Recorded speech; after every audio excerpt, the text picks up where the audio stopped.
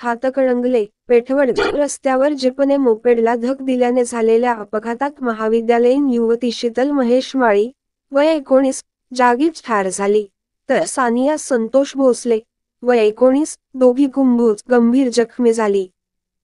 शीतल व सानिया हातकणंगले येथील महाविद्यालयात कला शाखेच्या पहिल्या वर्षात शिक्षण घेतात. सकाळी मोपेडवरून MH091 JL 6148 महाविद्यालयाकडे जात असताना हातकणंगले येथील कलासंगम प्रिंटिंग प्रेससमोर हातकणंगलेकडून वडगावच्या दिशेने जनरेटर घेऊन दत्ता चंदुरे हा जीप MH091 KB 3899 वेगाने घेऊन जात होता. त्याची मोपेडला समोरून जोरदार धडक बसली.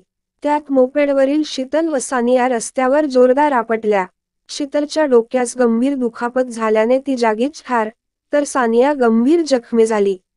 तिच्यावर खासगी रुग्णालयामध्ये उपचार सुरू आहेत. या प्रकरणी जीपचालक दत्ता चंदुरे वय 58 कबनूर याच्या विरोधात गुन्हा नोंद झाला आहे.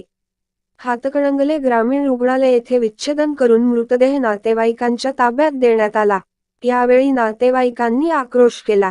यावर तुम्हाला काय वाटते कमेंट बॉक्समध्ये लिहा. चॅनलला सबस्क्राईब केले नसेल तर नक्की सबस्क्राईब करा. जगात भारी कोल्हापुरी.